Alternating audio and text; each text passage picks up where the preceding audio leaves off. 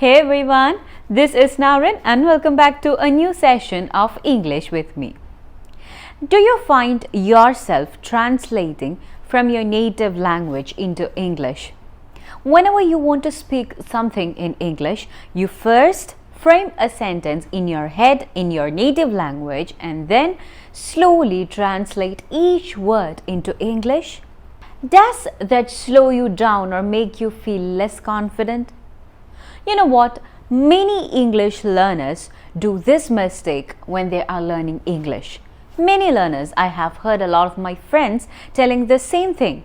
They first think of a sentence in their native language and then convert it into English. And finally what happens is the product what they get, after translating it in their head, the thing they get is not proper in grammar, or the English is not proper.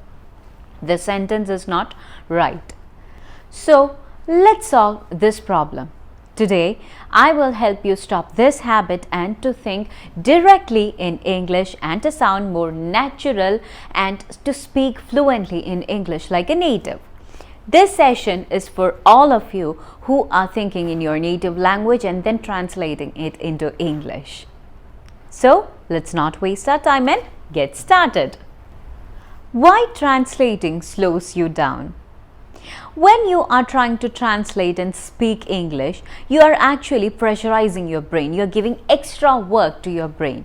In this process, like translating from your native language, there are two steps. Your brain goes through two steps: thinking in your native language and then converting it into English. This extra step causes delay, and sometimes after translating, the sentence structure is not perfect. You know what? A sentence in your native language might be longer, or it might be structured in a different way than English. So when you translate it, there will be little mistakes. Maybe the whole sentence will be a mistake. It is harder to translate word for word. In some languages, the verb might come at the end of the sentence, but in English, it comes earlier. So when you translate it, it gets mixed up and, the verb appears at the end and it doesn't look like a perfect English sentence. So that is why translating slows you down or makes the sentence look weird. What are the importance of thinking in English? It makes you sound more natural. It will help you speak fluently without pausing. It will make your conversation more smooth. It can also improve your confidence because you're speaking continuously without any breaks in between in English. You're not trying to translate and you're not stopping in between. This can build your confidence. Also, this can increase your speed.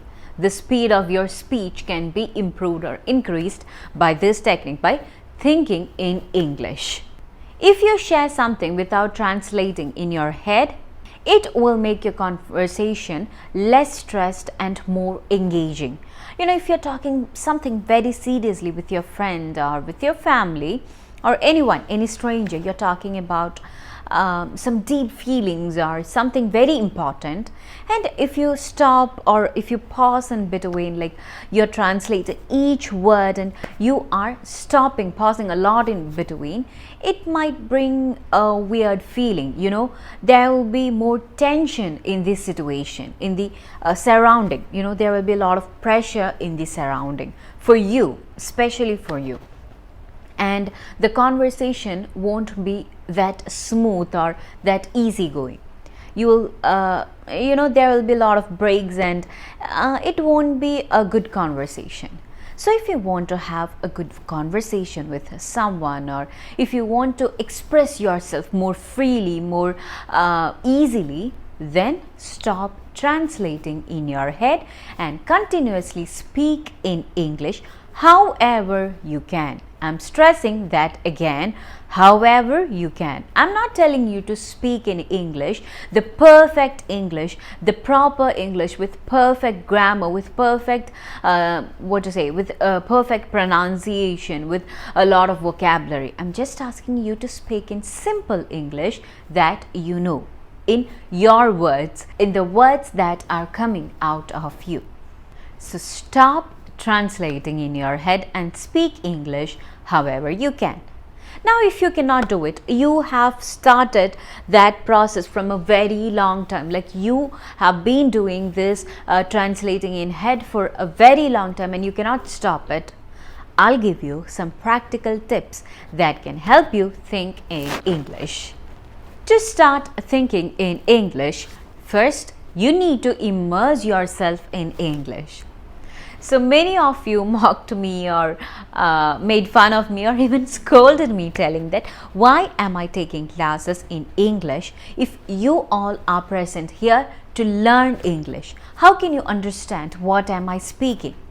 How can you learn English if you already don't know English, and if you listen to this class, how can it help you? The answer is here.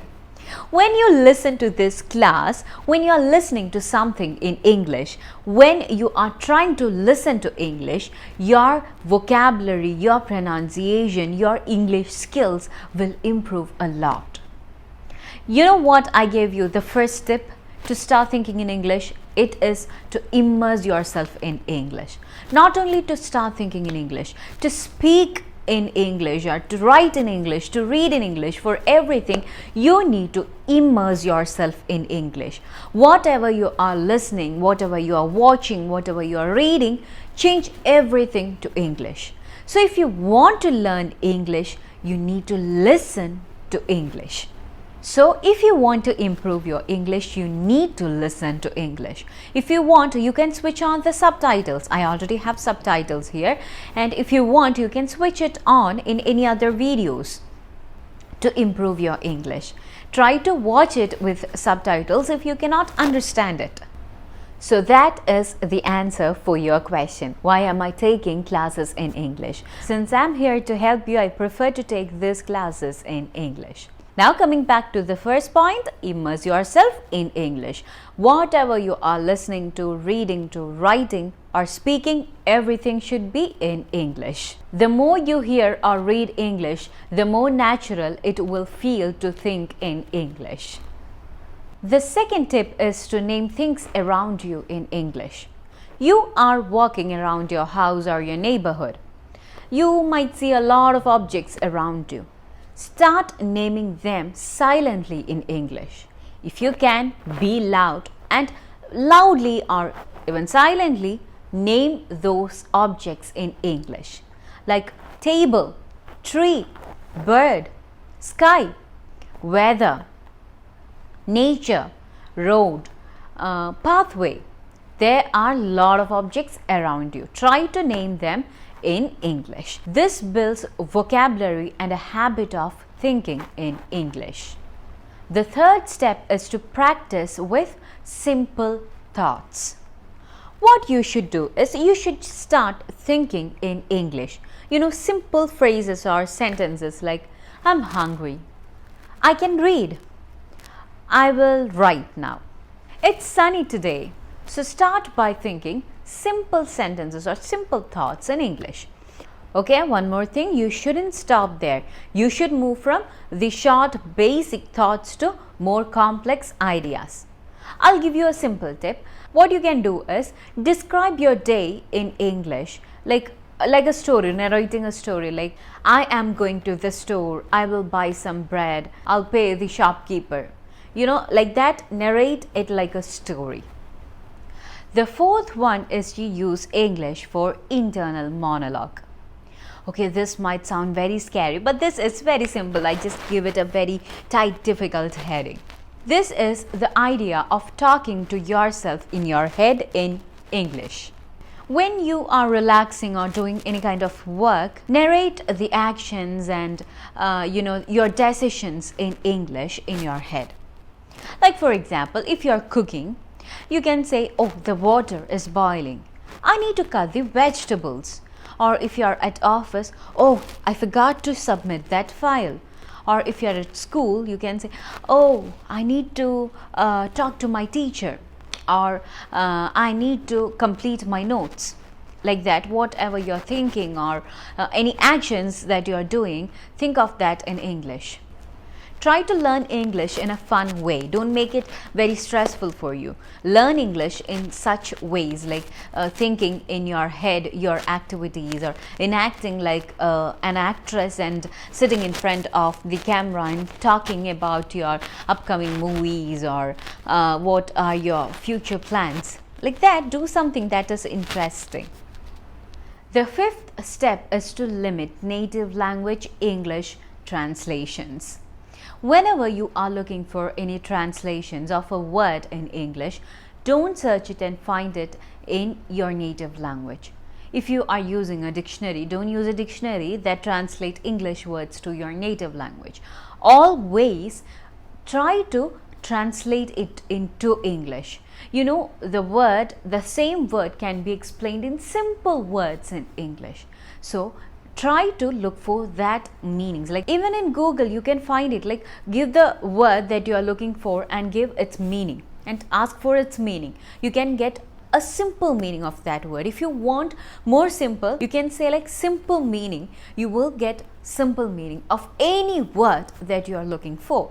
So start using English to English dictionaries, or try to find out the meaning of the word from the context. Without translating, try to understand its meaning from the context. So friends, learning to think in English is a gradual process, and it's okay if you feel hard at first. With consistent practice, you can definitely see progress. You will pass with flying colors. I do believe in all of you. So you should also believe in yourself and start working on your English. Now I'll give you a little activity like always. Try to do any of the tips that I gave you immediately after watching this video and comment on how it worked for you. So guys, this is all for today. I hope you all enjoyed this video. I'll be back with a new video soon. Thank you for being a part of this journey. Bye.